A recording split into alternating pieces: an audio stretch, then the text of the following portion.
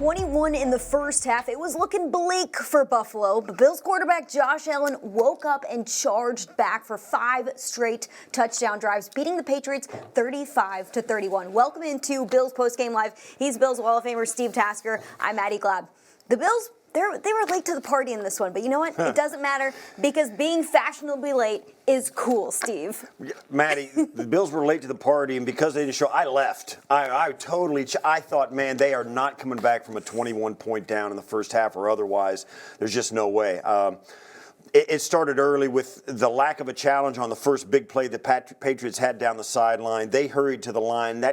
To me, that's a tip-off. You got to think they have some sort of nonverbal signal that says, I didn't catch that. Don't let instant replay or replay review get that, or they'll call it an incomplete pass. We got to snap the ball. Nobody got on it. Nobody had an angle of it in Gillette Stadium. So it took them an hour and a half to get a quick review. Then on the other end of it, as soon as the Bills have one where his foot might or might not be down, instantaneously they had the replay. Don't say I'm suspicious, but I'm suspicious. Anyway, after all that stuff's going on, Bills are jumping off sides on a third down, all kinds of stuff going on. They're down 21-0, and they looked awful on both sides of the football. Yeah, offensively, the Bills just couldn't stay on the field long enough. They were getting into third downs super quickly, and the Patriots had the perfect plan to start this game. The Patriots said, we're going to run the ball, and we're not going to give Josh Allen and his offense a chance. They had just 4 minutes time of possession in the first half. Buffalo just didn't have a chance to get going offensively, but as soon as they had a drive where they got a couple first downs, Josh Allen started to cook, the offense scores, and here comes the defense, forcing the Patriots off the field. It worked hand in hand for Buffalo. When the offense started to cook, the defense then showed up. Yeah, and they ran for over 150 yards today in total. Long run by Josh Allen of 20 yards. The longest run for James Cook was 12 yards. He had 22 attempts and ended up with 107 yards. Ran the ball extremely well inside the tackles. Their plan was not to go wide on the Patriots. They went right up inside all day, and it worked.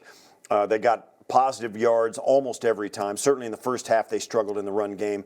But Josh's ability to drop back and threaten the field in the second half when they were down big, making completions. Kincaid had a couple of key catches. Knox had a couple of key catches. They went to the running backs consistently. We're still looking for a significant contribution from the rest of the receivers. You know, Palmer, Brandon Cooks, those guys. We'd love to see those guys get more involved, but the tight ends and running backs are doing the job right now. Josh Allen, a super efficient day out at the quarterback. 3 touchdowns, a 123 passer rating. Sean McDermott said earlier this week, Josh Allen just has that it factor. He definitely does, because when Buffalo needed to wake up, Josh Allen was there. He set the alarm clock at the perfect time, and man, oh man, did they come back. 35-31 is your final score. Let's hear from the quarterback who's on the podium right now. I mean, it did not look good in the first half. What changed in the second half? We stayed the course, stayed together, didn't ride the highs, didn't ride the lows. Just told ourselves at halftime, you know, we really felt like we were hurting ourselves in the first half. You know, going out there and just trying to execute each and every given play. That always, it comes off like hollow words, I think sometimes. People talk about one game at a time, one play at a time, staying together. And people are like, okay, but what is it about that really holds true? Is there able to dig down below the surface as to how you guys are able to do that?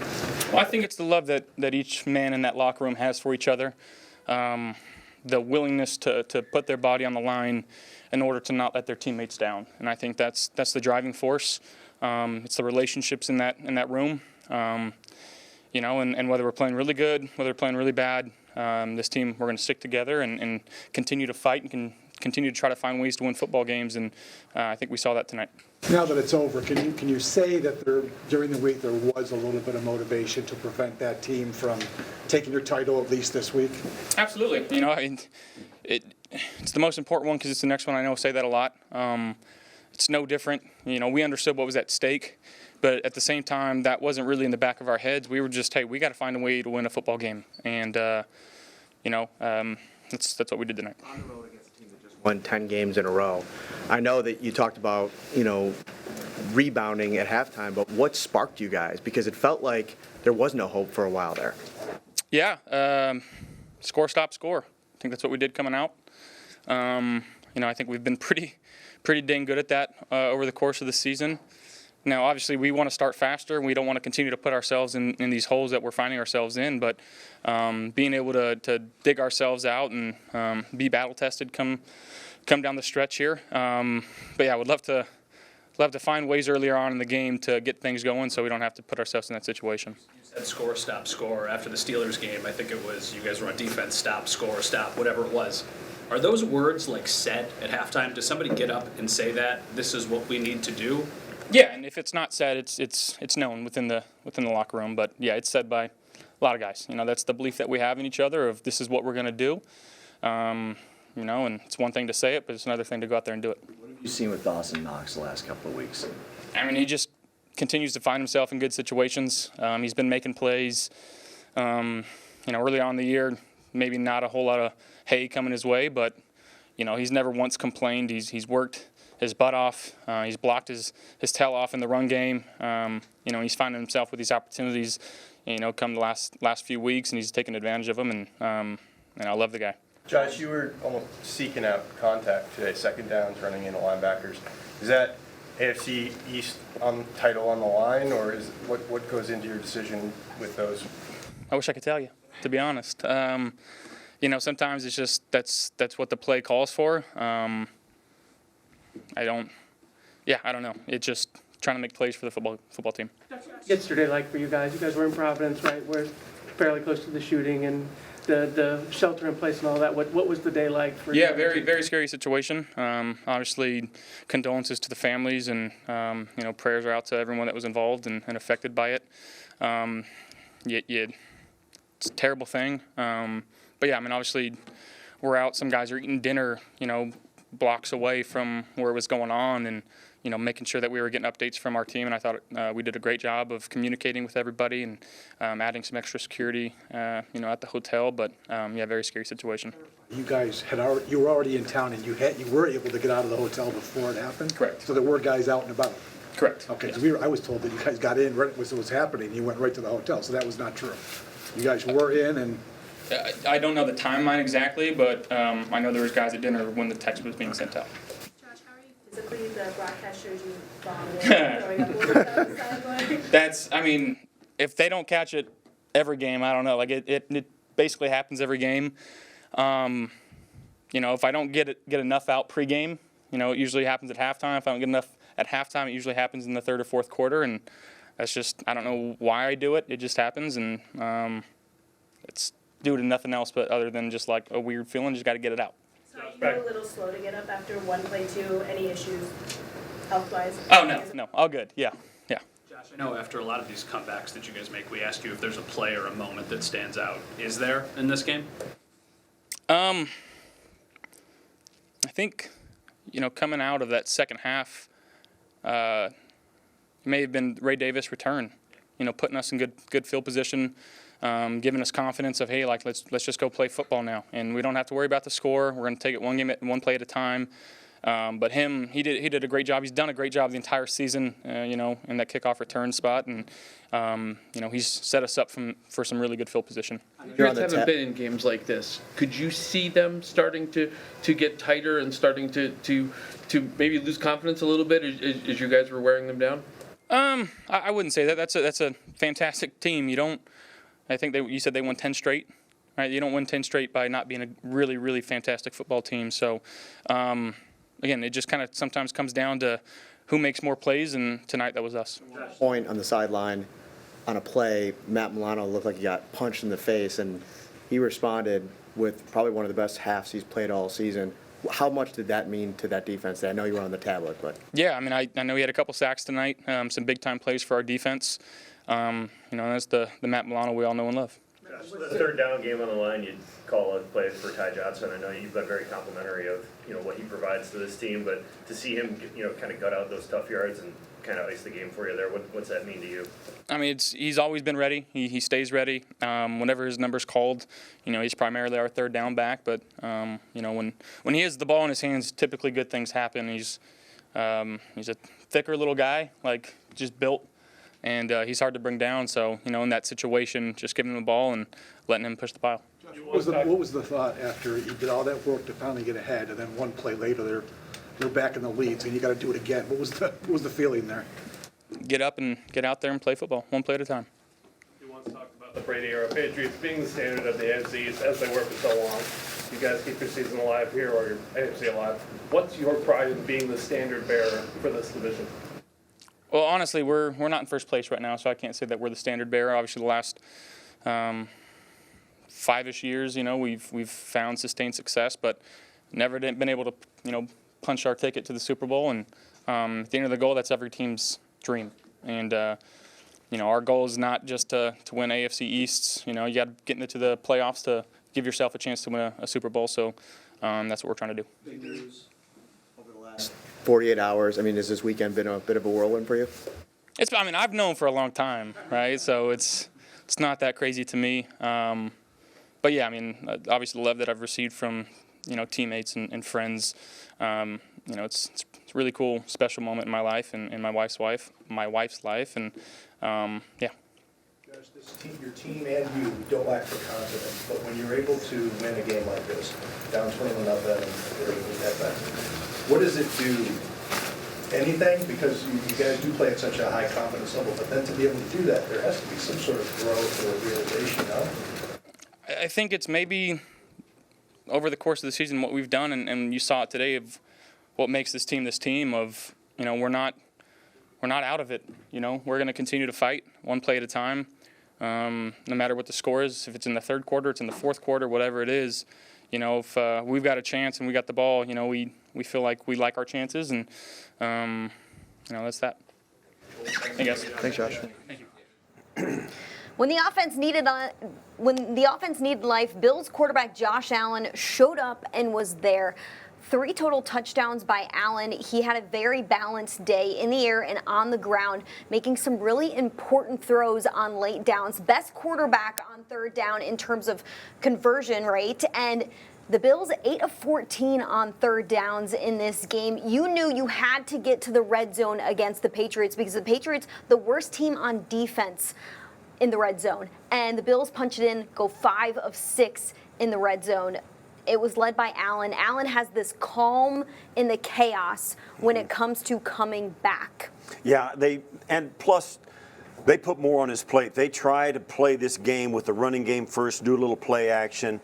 And like you said when we first came on, it seemed they got to third down really fast on their first 3 or 4 series. They were on and off the field extremely quickly.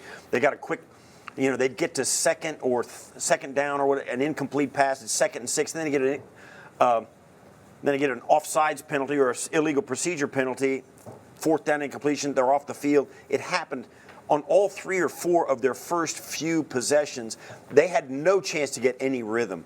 When they finally got in at halftime, got a little rhythm, they got a little before halftime, got the field goal, but man, they came back, and when they did get in the red zone today, you saw it. James Cook was a force. Josh was a force. They even had a touchdown called back, where holding penalty, and the next play they got it on a 3rd and goal from the 15. That was the play to Knox, the second touchdown to Knox. Unbelievable job by the offense after they got a chance to get their feet under them, and just kind of gather themselves. The Cook run in right here that you're watching on a 2nd and 1, that was huge, because it was the second time when they had lost the lead and got it back after the nice 70-yard run that the Patriots had gotten out on them. They came right back, right down the field, and took the lead back. They really flipped the switch in the second half, and as good as the Patriots looked in the first half and as bad as the Bills looked, it was the opposite in the second half. Patriots managed a touchdown and a field goal. No, they managed a touchdown in the second half, and that was it. Yeah. And this Bills defense rose up and got some stops when they really needed it, particularly at the last, inside the 2-minute warning. They got the 4th down stop, and that was the game. Buffalo's defense had 2 opposite halves to start the game. They allowed scoring drives on 4 of 5 drives. Second half, they wake up, a 3-and-out and an interception to start the second half. The defense starts to get some pressure on Drake May. You see Matt Milano with 2 sacks, and they just allow 100 yards in the second half. This defense has completely been a second half defense. Something happens, and they just wake up and start playing so much better. Yeah, no doubt. It's a little bit more aggression on the part of the play calls by the coaching staff. It's also getting a better handle on what the offense is doing against them. Mm-hmm. But I don't know what else it could be. The players certainly seem to play with more aggression. Matt Milano had a game. He had the kind of game we're used to seeing from him 3 or 4 years ago. He's instinctive, and when the moment comes, he triggers, and he ends up in their backfield. He makes the play when he needs to make the play. He just has an instinct that is,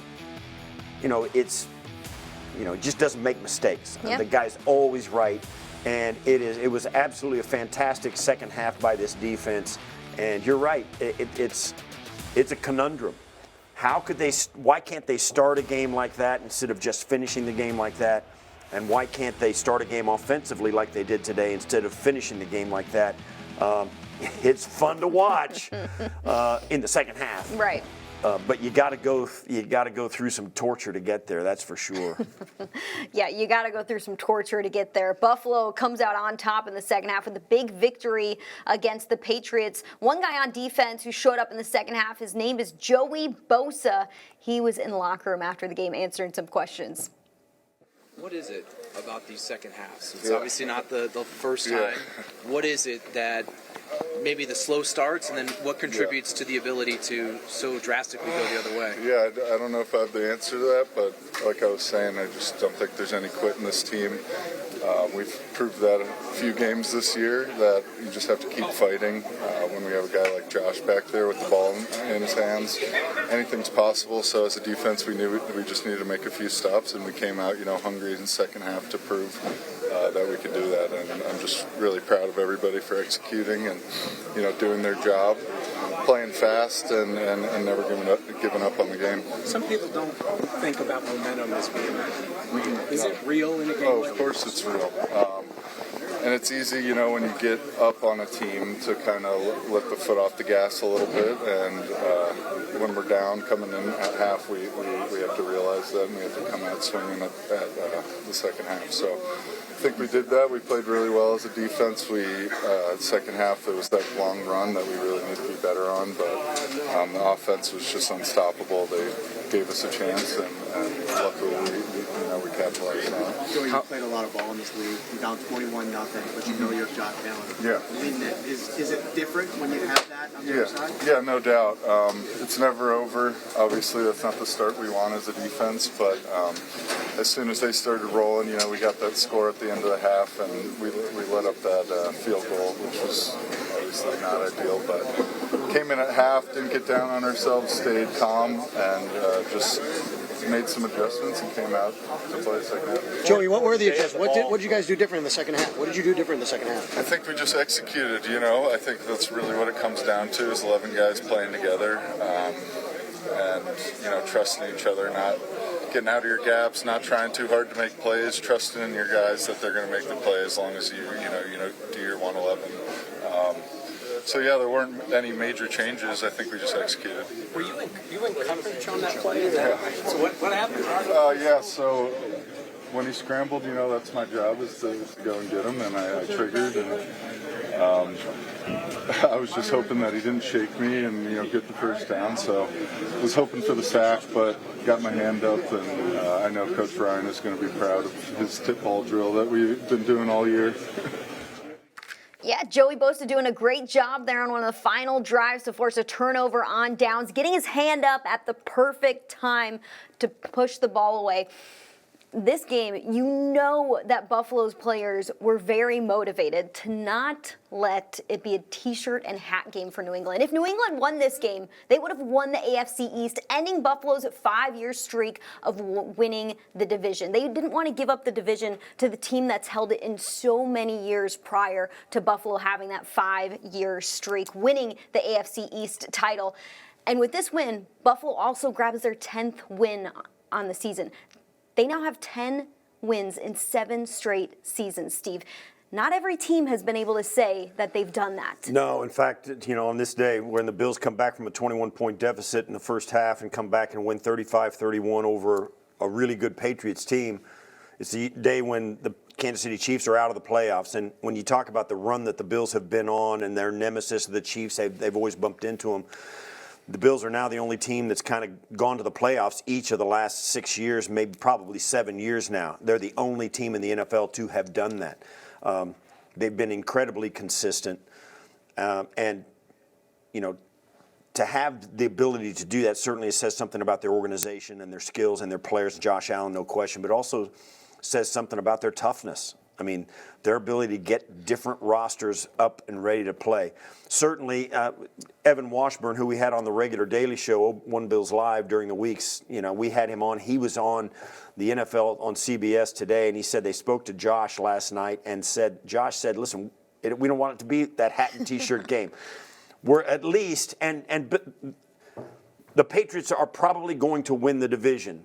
But Josh said, we're going to make them sweat it for a couple more weeks. If we can go out there, win this game, not let them clinch it today, they've got to win and win and win to get in. What it basically is this. The Bills have to win the rest of their games. Gotta win out. And the Patriots have to lose at least one of their next 2 division games, which is in between the Jets and the Dolphins. So if the Jets and Dolphins can come out of nowhere and beat this team, maybe the Patriots do deserve to lose the division, but the Bills have to win out, and the Patriots have to lose at least one of their division games, and if they lose 3 of them with the Baltimore Ravens on the road next week, then there'll be some. They'll start to grip a little bit, no question about it. There's a little magic in the air in December and January when it comes to Buffalo Bills football. Maybe that magic will continue to go in their direction. Hey, they're 20-3 in December since 2020. That's a really great record, and that's because Josh Allen is at the helm. With him, nothing is ever over. Sean McDermott told the CBS crew that, we don't love living in this world where we come alive in the second half. We'd rather be a balanced team from first half to second half. But I admit, there is something special about this team in the second half. So let's hear what our head coach had to say about the second half Buffalo Bills. All right, not a lot of people in attendance. Glory to God and this microphone here. Okay. Glory to God, great win. Appreciate all the Buffalo fans that were here to support us today. Resilient, tough football team. And when you're down like we were at halftime, thought the staff did a great job making adjustments. Players executed. Point out a couple guys here just to celebrate. Ray Davis, couple big-time kickoff returns that helped set up field position for us and scoring opportunities. Milano with 2 sacks. I know Trey White had an interception, which is a big-time play for us there. James Cook over 100 yards, so credit the O-line as well and everybody involved in our offensive running game. And then Dawson Knox, what a week. Holy smokes, right? Having a new baby, he and his wife, and congratulations to them. And then 2 touchdowns today and setting the record for Buffalo Bills all-time leading touchdown receptions as a tight end. So great award, great honor. And a great leader as well, so of our football team. So that's all right, Chris. You got it. You said that the coaches did a good job of putting some adjustments together. I know you like to be as even-keeled as you possibly can, no matter the circumstance. How did you deliver your messaging at halftime? Because those guys look like they got shot out of a cannon in the second half. Our guys, they understand. They have a good feel for when they are and when they're not playing the way we need to play. And, I saw Josh as I was kind of bringing everybody up, and he looked at me, and I just knew he was seeing it like I was. And then the entire team was on the same vibe. So those guys went out there, again, started with our kickoff return with Ray and the group, and then and credit Coach Taves and Coach West there as well. And, we got in a good rhythm. New. I mean, you've kind of done it time and again, the second half of games this season. Obviously, it's a sign of remarkable resilience, but is it problematic in a sense, too, like some of the slow starts? Always a but, Jay. Always a but. How about an and? That's something we have to work on. Something we have to, get into a rhythm sooner. But there's also an ability to adjust during a game. Anybody can come up with a game plan. But it's also what happens when they take certain things away. Are you able to pivot and adjust? And I think that's a sign of a great staff. Defensively in the first half, what was the problem? What do you think was holding you guys back? Yeah, so well, much? we were giving up some runs, and then because of that, they were a two-dimensional offense and keeping us off balance a little bit there. So run defense usually starts with gap integrity, so we'll look at it and address it, and we've got to be better, that's for sure. After the long touchdown run, after you'd taken the lead, they get the one-play touchdown, it just felt like that took some stones there to bounce back from that the way you did, and you did it pretty quickly. Just can you kind of address that point of the game and how proud you might be of how they responded to that? Yeah, that was huge. First of all, for the offense to go and counter. When they score, we need to counter, regardless of who it is. And then the defense, when they went back out there, they knew it was one play. They had been playing really tough football in the second half. Credit Bobby and the defensive staff and the players for that. The good adjustments again, and they were playing really well. And they made a play. That player's a special player, and he's got speed for sure. So we need to take better angles than we did on the back side of it. That's where it bounced back to on the cutback. So Your passing game has really diversified itself by tapping into the tight ends and the running backs. I mean, today, 13 receptions, 3 touchdowns for your running backs and tight ends in the passing game. How do you feel that has kind of morphed your passing game here down the stretch? Yeah, it's important that you don't just target one position group, one player. Josh did a great job. I thought Joe called a great game, in particular in the second half. And, Josh was taking what the defense was giving him. And that's a sign of an offense that's unselfish, that's disciplined, and is in a rhythm. I apologize if you addressed it before I came in, but the decision not to challenge on their long completion on the first possession, what went into that? We didn't have anything. We didn't have a replay quick enough for us to do it. What I saw on the video board, it was close, and those are, you never know. So we didn't have any replay, and they got up to the ball fast. So it's at the end of the day, it worked out. So. Are you given any descriptions when there's replay assistant coming in, why it happens or why it doesn't? Because I think a lot of fans were confused about that a couple times, where it felt like there was replay assistant and on some there wasn't. Your question's a little bit cloudy, but the short answer is sometimes we know, sometimes we don't, and the referees do a really good job of communicating, especially since the onset of the replay assist. It's loud in the stadium, so in their defense, but sometimes they chime in, sometimes they don't, sometimes you think they will and they don't, but it's all part of the game. The game ebbs and flows, and whether it's a challenge in the first half, if I had we didn't have any view in the booth upstairs, so it was a hard deal. Hey, Sean, a couple of your players said that they did hear the Patriots chirping at halftime, particularly Diggs and Hollins, 2 of your guys, were very demonstrative. They said they took it to heart a little bit. Did you notice any of that? No, I didn't. This game isn't about any one player or 2 players in this case. Those guys are great players, and really it's just about a team game. That's what it's about. And our team finished the game today the way we needed to finish and got a win, so we move on. You talk about feeling players quite often. Did you feel Matt Milano today? Oh yeah. I mean, he was vibing out there. You probably felt him up in the box. I mean, 2 sacks. Bobby made those 2 calls, and Matt cashed in. So it was good to see. He's been working his tail off to get himself back to where he was today. So I credit him and all the training staff and everything. Does it feel good not let them celebrate today?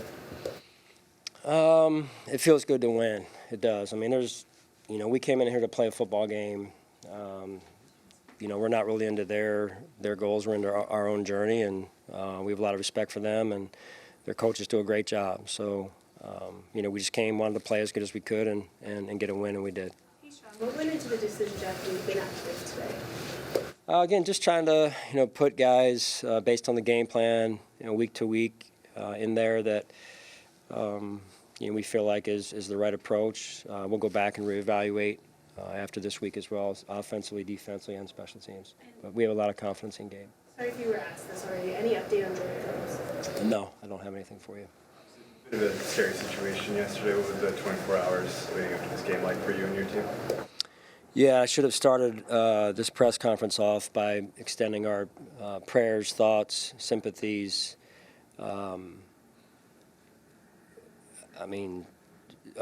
Just in a very unfortunate situation and a shame. It really is. And,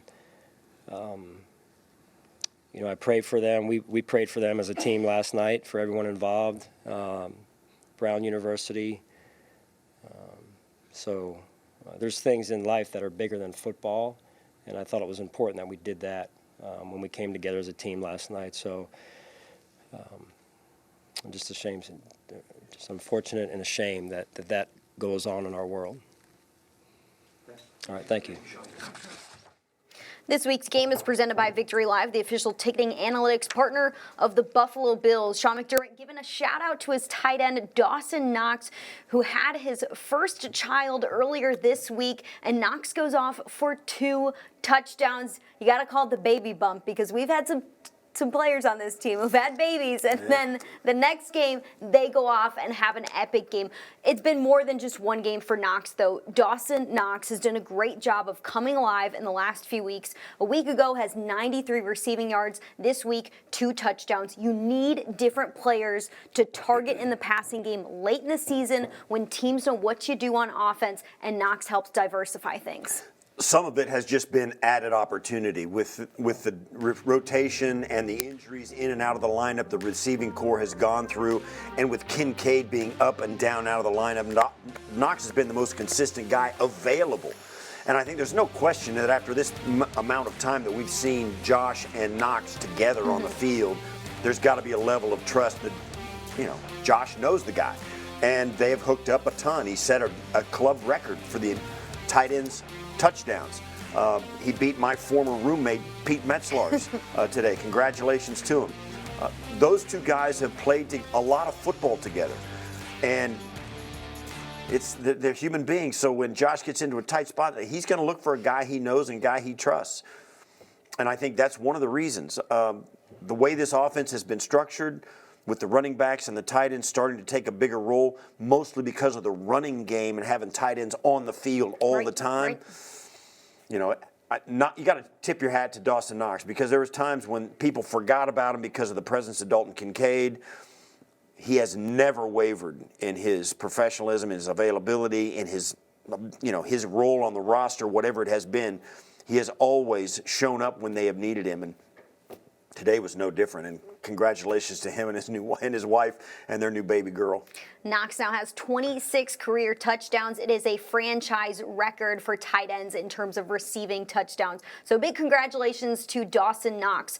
Buffalo has certainly been a second half team. One reason why they've been a second half team is they've been able to grab momentum in the second half. Ray Davis gave Buffalo the momentum in this game, having a 58-yard kick return to start the second half, which ended up in a touchdown scoring drive. Sean McDermott mentioned it. Ray Davis gave the team some juice today. He averaged 41 yards per return. You gotta have that if you want a big advantage in a game against a team who had a 10-game win streak going. Absolutely, and Chris Brown said it in his pregame comments. Their punt return team is the best in the National Football League. Jones is really good, so you knew it was going to be really critical for the Bills' coverage teams to get down the field and then turn it around and do it to the Patriots. Now, they did get a 10-yard advantage in net punting today. Their punter was extremely good. He had a 50-yard net, 40-yard net, 50-yard gross, really punted well. But the Bills' special teams came through in a big way. Prater was perfect today. Just absolutely fantastic special teams day for the Buffalo Bills. They kept the Patriots in check with the field position. And, it was one of those things where we didn't know. And I'll say this too: all you're gonna see is Ray Davis running these. The 40 yards per return were unbelievable. It was fantastic. But the thing you don't know is there were a couple of times when he did get a touchback and kept it 1 or 2 yards deep in the end zone, and that is a feel thing. And bless his heart, he knew when to take the loss down it in the end zone and let him have it at the 35-yard line. You don't do it every time just because you're feeling it. And I've said it a ton. Those guys that catch kicks in the NFL, they're a special group. Athletically, mentally, decision-making, everything. And having the ability to make the right decisions is every bit as important as having the athleticism to make something happen when you got the ball in your hands. Kudos to Ray Davis today. He did an outstanding job and set him up for some success. Josh Allen finishes the day with 3 touchdowns. He is now the 4th player in NFL history to have at least 35 offensive touchdowns in 6 consecutive seasons. As of late, it seems like with Allen, anything is possible. It doesn't matter if they're down 21. Doesn't matter if they're down 10 in the 4th quarter. Allen gives them a big advantage. Yeah, the guy knows how to score touchdowns. And I think one of the things about the current state of the quarterback position in the NFL, you got a guy like Josh Allen who had a fantastic day, no question about it. But if you look at his numbers, the guy, he threw for 193 yards. That's not great, that's nothing. Jim Kelly, Dan Marino back in the day, those guys, 300 yards or nothing. Drake May has yet to have a 300-yard game in the National Football League. But what these guys do today with their legs and their ability to stay on the field, they score. That's the difference. Back in the day, Dan Fouts, Dan Marino, Jim Kelly, Joe Montana, they threw the football for big yards. John Elway, they threw it for big yards. Today's NFL is about scoring touchdowns, whether you throw it all the time or not. Mahomes, Allen, certainly Drake May, who's in the midst of a MVP conversation career. These guys score touchdowns, and while they're passing yards and all that stuff that we used to use as a benchmark for them, it's not the same thing anymore. Now it's about scoring. These guys are they're throwing up 3-pointers. They're Steph Curry. Jai had 3 touchdowns again today. Yep. Man, that's the current state of the National Football League quarterback play. It's not about yards and throwing the football anymore. It's about getting your offense into the red zone and coming out with touchdowns. The Bills have been averaging 28 points per game. Really good to see them go over that and score 35 against the Patriots. A defense who was just allowing 18.5 points per game. Buffalo is now 10-4 on the season. 7 straight seasons of at least 10 wins. That's a big part due to Josh Allen, Sean McDermott, and Brandon Beane helping make the right decisions for who's going to be on Buffalo's roster. And with the win today, they push off a hat and t-shirt game for New England. Hey, AFC title division hopes are still alive in Buffalo. They need a little bit of help, but we'll see what happens in the final 3 weeks of the regular season. We want to thank you for tuning in to Bills Postgame Live. For Steve Tasker, I'm Maddy Glab. We'll see you next week.